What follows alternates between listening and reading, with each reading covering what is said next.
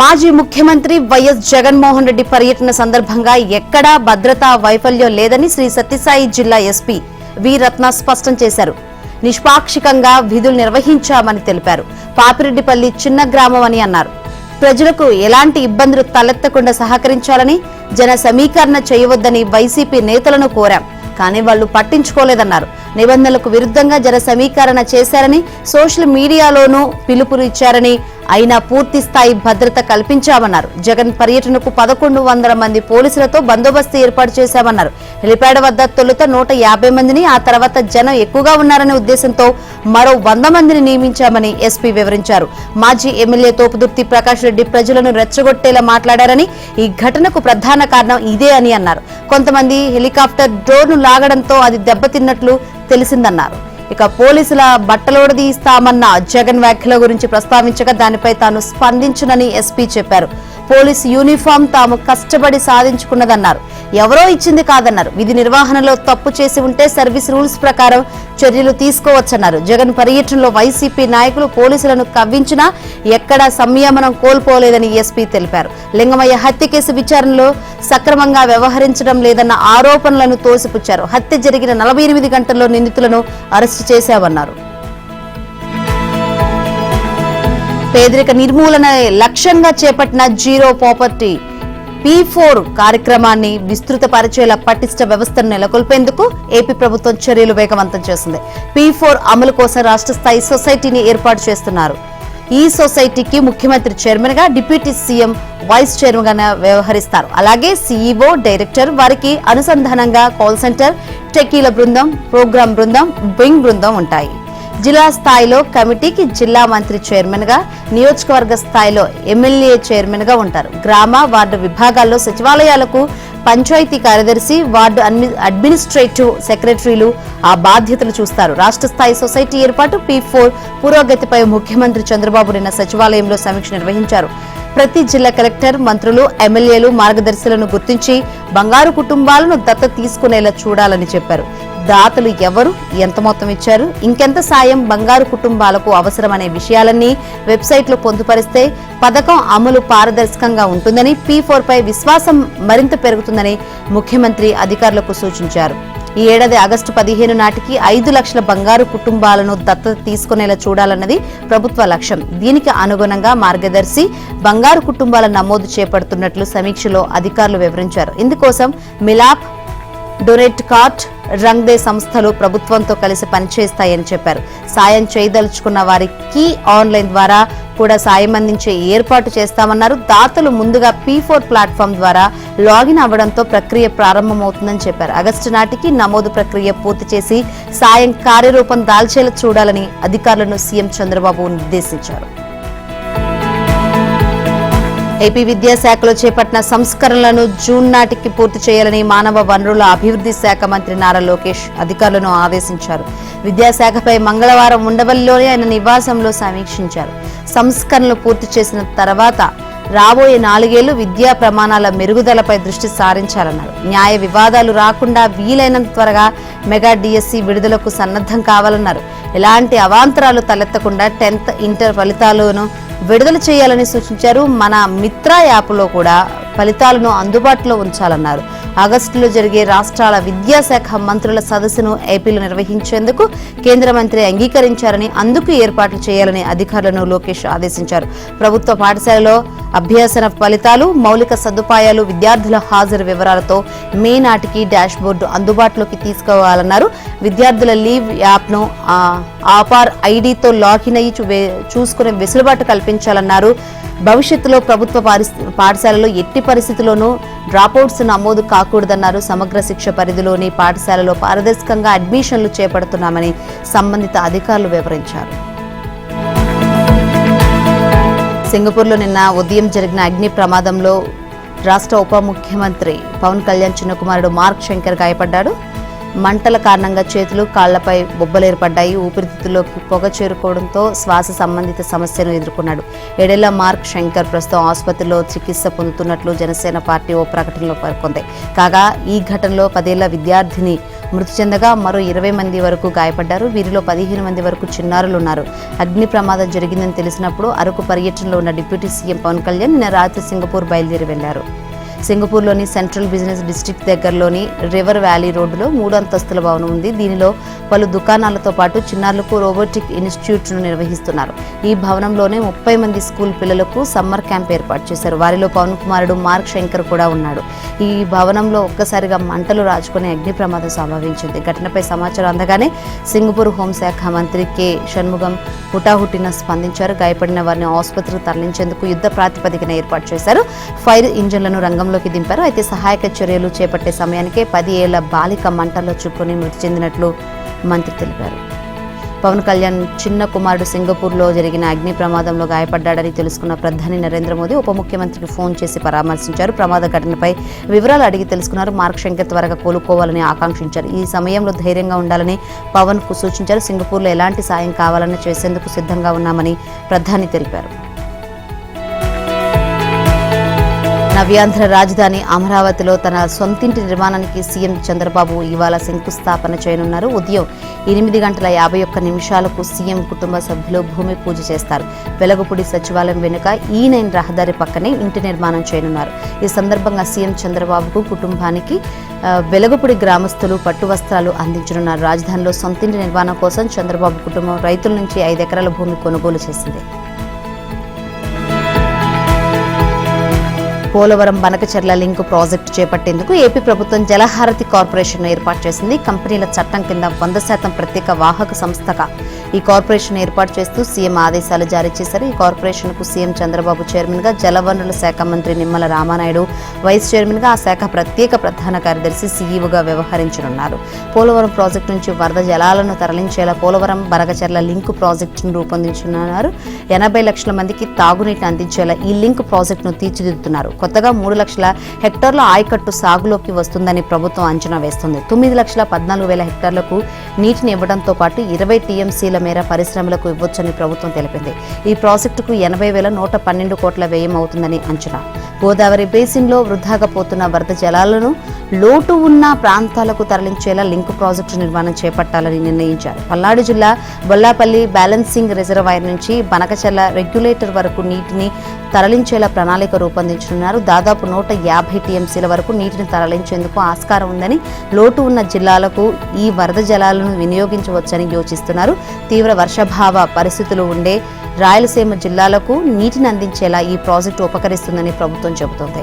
పోలవరం బనకచెర్ల రెగ్యులేటర్కు కాలువలు, ఎత్తిపోతల పథకాలు, భూగర్భ పైప్లైన్లు, సొరంగాల ద్వారా నల్లమల నుంచి నీటిని తరలించాల్సి ఉంటుందని పేర్కొంది. దీనికోసం ఓ ప్రత్యేక వాహక సంస్థగా జలహారతి కార్పొరేషన్ ఏర్పాటు చేస్తూ ఆదేశాలు జారీ చేసింది. సెల్ఫ్ ఫైనాన్సింగ్ ప్రాజెక్టుగా దీన్ని తీర్చిదిద్దాలని ప్రభుత్వం ప్రయత్నాలు చేస్తుంది. ఎస్పీవీగా బహిరంగ మార్కెట్ల నుంచి నిధులు సేకరించేందుకు అవకాశం ఉందని వెల్లడించింది. ఏపీలో వక్ఫ్ బోర్డు పరిధిలో 90,000 ఎకరాల భూమి ఉంది. అందులో 30,000 ఎకరాల భూమి కబ్జాకు గురైంది. మిగిలిన 60,000 ఎకరాల్లో 30,000 ఎకరాల భూమి ఖాళీగా ఉంది. ఆ భూమిని కమ్యూనిటీ సంక్షేమం కోసమే వాడాలని సీఎం చంద్రబాబు 4 నెలల క్రితమే సూటిగా స్పష్టంగా చెప్పారు. అంటే ఆ భూములను ముస్లిం వర్గాల సంక్షేమం, ఆర్థిక అభివృద్ధికి ఉపయోగించాలన్నది ఆయన ఉద్దేశం. కానీ 1,000 కోట్ల విలువైన ఆ భూములపై ఆశ చావలేదు. ఎలాగైనా వాటిని వ్యాపారం పేరిట అసమదీయులకు కట్టబెట్టి ప్రత్యక్షంగా పరోక్షంగా ఆ భూములకు లబ్ధిదారులకు అవ్వాలనే కుట్రలు, కుయుక్తులకు తెరలేపారు. తెర వెనుక మంత్రాంగం నడిపిన ప్రభుత్వానికి ఇసుమంతైనా తెలియనీయకుండా 1000 ఎకరాల భూములతో వ్యాపారం చేయాలనుకున్నారు. ఇందుకు వక్ఫ్ బోర్డుతో ఓ నోటీసు ఇప్పించారు. వక్ఫ్ భూములతో వ్యాపారం చేయాలనుకునేవారు ఆసక్తిని లిఖితపూర్వకంగా తెలియజేయాలని నోటీసులో పేర్కొన్నారు. మే 8 వరకు గడువు ఇచ్చారు. ఈ దందాలో 4 పెద్దల పాత్ర ఉంది. వారిలో 2 అధికారులు, మరో 2 ప్రైవేటు వ్యక్తులు. అందులో ఒకరు వక్ఫ్ వ్యవస్థలో చాలా కీలకమైన వ్యక్తి. ఆయన కనుసన్నల్లోనే మంత్రాంగం నోటీస్ దాకా సాగినట్లు తెలుస్తుంది. కూటమి ప్రభుత్వం వచ్చాక ముఖ్యమంత్రి చంద్రబాబు ప్రభుత్వ, దేవాదాయ, వక్ఫ్ భూములను కాపాడతామని హామీ ఇచ్చారు. ఈ సందర్భంగా ఆ భూముల వినియోగం, రక్షణపై శ్వేతపత్రాలు ఇచ్చారు. గత 4 నెలల క్రితం ముఖ్యమంత్రి వద్ద జరిగిన కీలక సమావేశంలో అధికారులు వక్ఫ్ భూముల ప్రస్తావన తీసుకొచ్చారు. వాటిని వాణిజ్య అవసరాలకు వాడితే ఎలా ఉంటుందన్న ప్రతిపాదన చేయబోగా సీఎం గట్టిగా వారించారు. వక్ఫ్ భూములను వాణిజ్య అవసరాలకు వాడొద్దని, వాటిని ముస్లిం వర్గాల అభివృద్ధి, సంక్షేమం కోసమే వాడాలని స్పష్టం చేశారు. అప్పటికీ వక్ఫ్ బోర్డు నియామకం జరగలేదు. ఈ భేటీలో మైనార్టీ సంక్షేమ శాఖ మంత్రి, కార్యదర్శి, కమిషనర్ స్థాయి అధికారులు మాత్రమే పాల్గొన్నారు.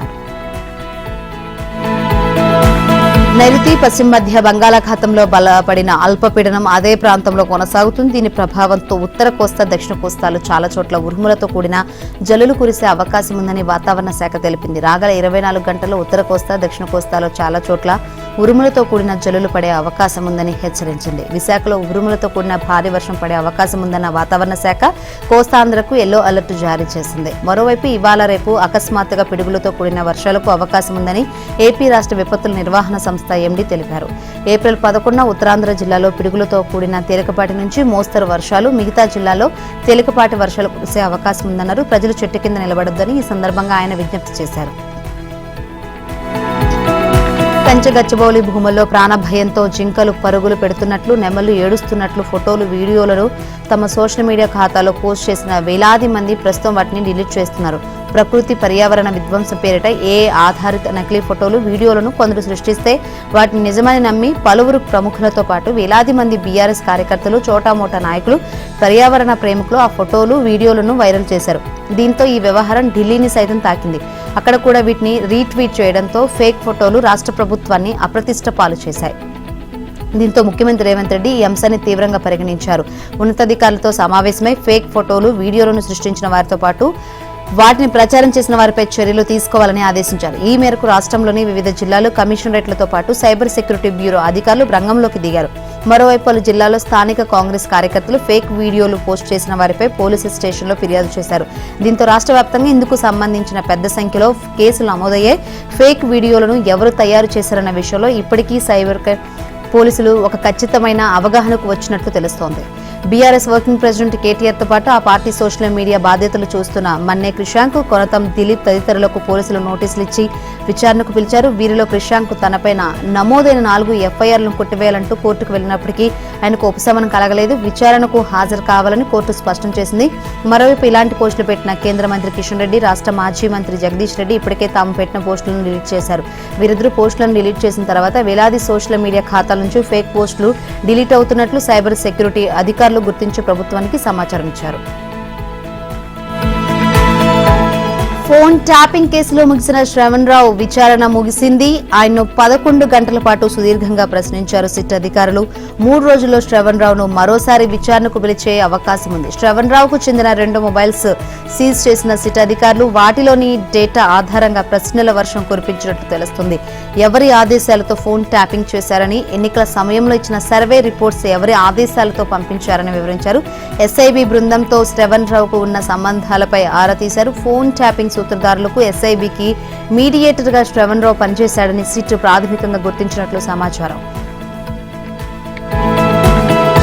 తెలంగాణలో మద్యం సరఫరా చేసేందుకు 604 కొత్త మద్యం బ్రాండ్లకు దరఖాస్తులు వచ్చినట్లు తెలంగాణ అబ్కారీ శాఖ వెల్లడించింది. ఇందులో 331 రకాల స్వదేశీ లిక్కర్ బ్రాండ్స్ కాగా 273 రకాల విదేశీ లిక్కర్ బ్రాండ్స్ కు దరఖాస్తులు వచ్చాయని పేర్కొంది. 47 కొత్త కంపెనీల నుంచి 386 రకాల కొత్త మద్యం బ్రాండ్లకు దరఖాస్తులు రాగా 45 పాత కంపెనీల నుంచి 218 కొత్త మద్యం బ్రాండ్లకు దరఖాస్తులు వచ్చినట్లు తెలిపింది.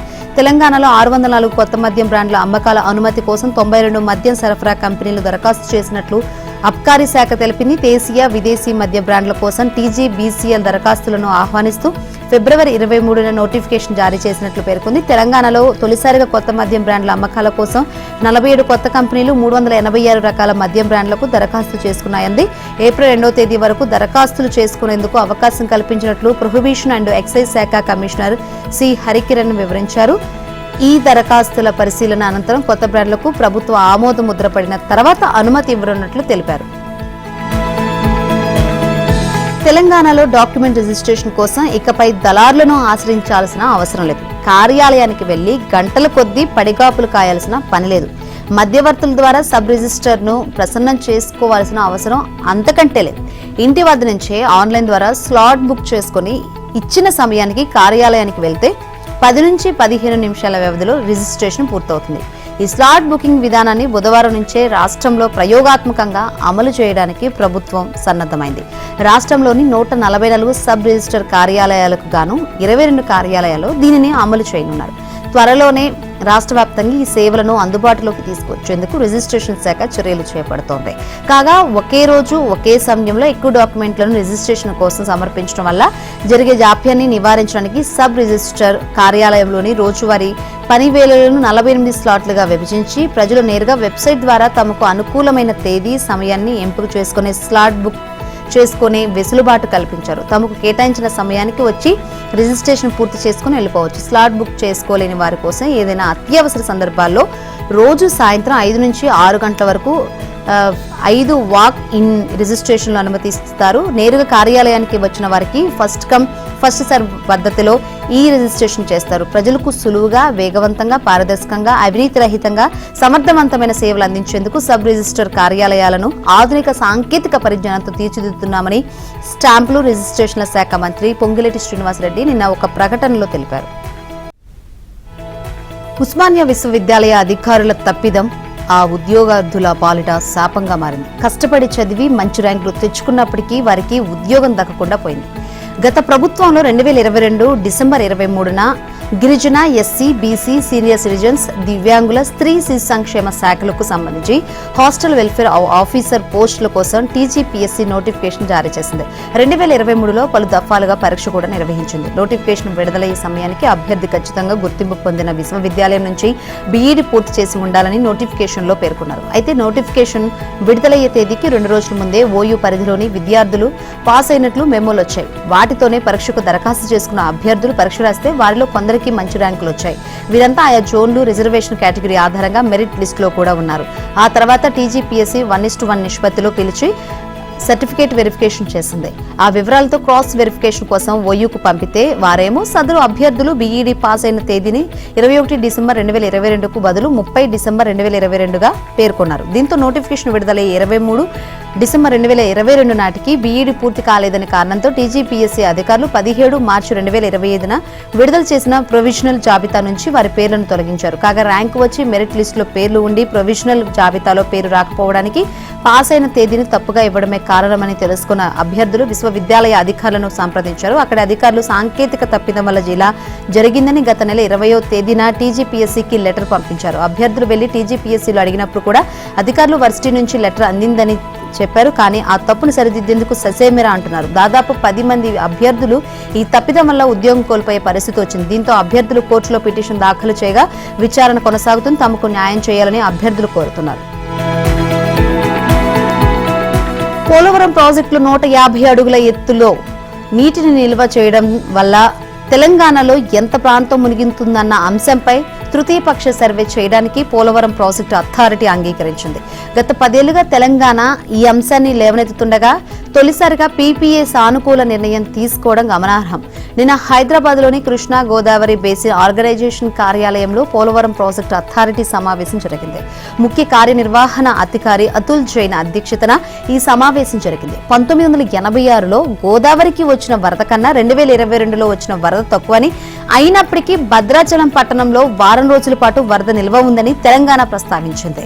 చేపడుతున్న తొలి దశలో 135 అడుగుల ఎత్తునే నిర్మాణం చేపట్టనున్నామని, ఇది పూర్తవడానికి 2 ఏళ్లు పడుతుందని, తొలి దశతో ఎలాంటి ముంపు సమస్య తలెత్తిందని ఆంధ్రప్రదేశ్ ప్రభుత్వం తెలిపింది. రెండో దశను 150 అడుగుల ఎత్తుతో చేపడతామని, అప్పుడే ముంపు సమస్య ఉండవచ్చని చెప్పింది.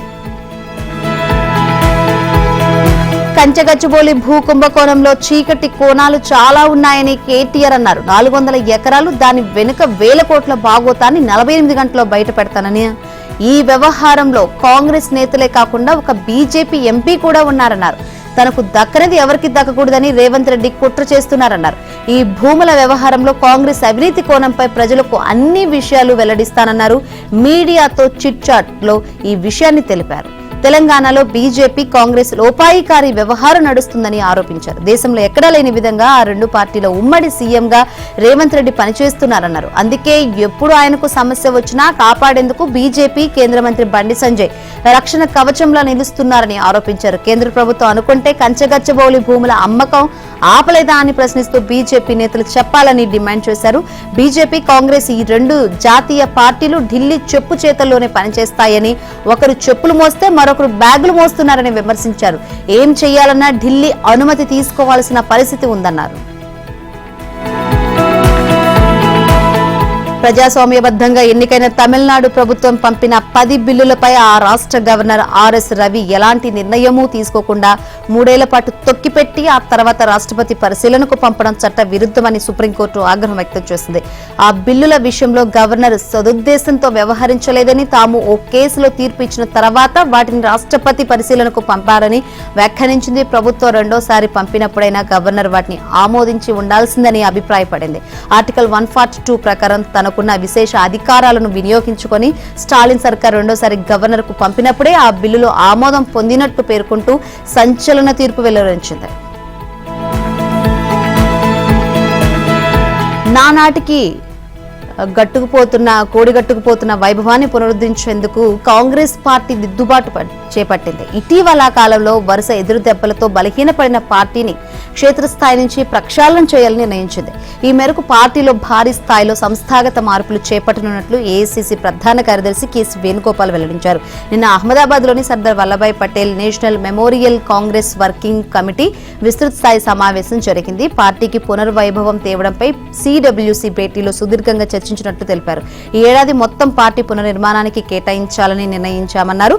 భారీ స్థాయిలో పార్టీ పునర్వ్యవస్థీకరణ చేపడతామన్నారు. దీనికి సంబంధించిన ప్రణాళిక, మార్గదర్శకాల రూపకల్పనలో పార్టీ ప్రధాన కార్యదర్శులు, ఇన్ఛార్జీలు నిమగ్నమయ్యారని తెలిపారు.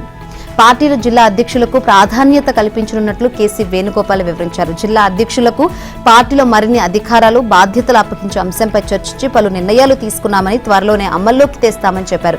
ఇక సర్దార్ పటేల్ చూపిన మార్గంలో కాంగ్రెస్ పార్టీ అడుగులు వేస్తుందని, ఈ మేరకు సిడబ్ల్యూసీ సమావేశంలో తీర్మానం చేశామని కేసీ తెలిపారు. పటేల్ బ్రిటిష్ వారికి ఎదురొడ్డి నిలిచారన్నారు. రైతులు, కార్మికుల హక్కుల కోసం పోరాడారని, గాంధీ హత్యానంతరం మతవాద శక్తులను వ్యతిరేకించారని చెప్పారు.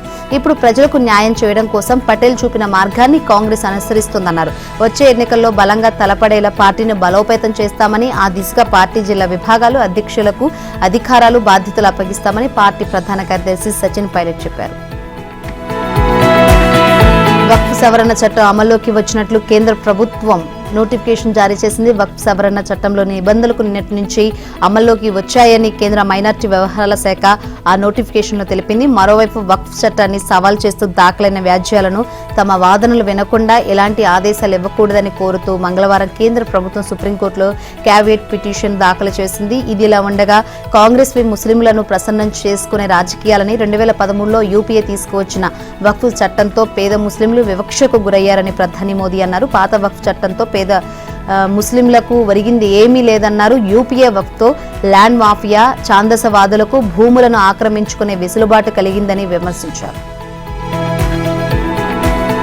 గుజరాత్లోని సబర్మతి ఆశ్రమంలో ఏర్పాటు చేసిన ఓ కార్యక్రమంలో స్పృహ తప్పి పడిపోయిన కాంగ్రెస్ సీనియర్ నేత చిదంబరం తాను క్షేమంగా ఉన్నానని తెలిపారు. విపరీతమైన వేడి కారణంగా డీహైడ్రేషన్ కు గురైనట్లు, అన్ని పరీక్షలు సాధారణంగా ఉన్నాయన్నారు. ప్రస్తుతం తాను క్షేమంగా ఉన్నట్లు వివరించారు అంటూ సోషల్ మీడియాలో పోస్ట్ చేశారు.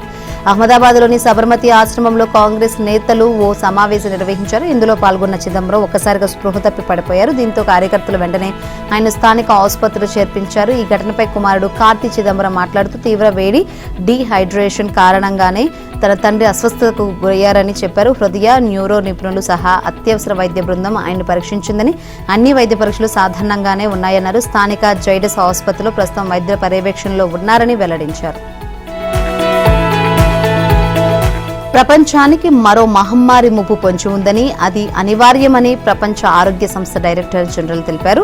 అది సైద్ధాంతిక ముప్పు కాదని, అటువంటి వ్యాధులు మళ్లీ సంభవించే ప్రమాదం ఉందన్నారు. అయితే ఎప్పుడనేది ఖచ్చితంగా చెప్పలేనప్పటికీ సంసిద్ధతతో ఉండాలని పిలుపునిచ్చారు.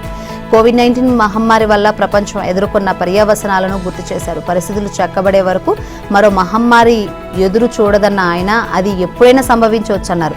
20 ఏళ్లు అంతకంటే ఎక్కువ లేదా రేపే జరగవచ్చని చెప్పారు. ఏదేమైనా అది ఖచ్చితంగా జరిగి తీరుతుంది, అందుకు సిద్ధంగా ఉండాలన్నారు.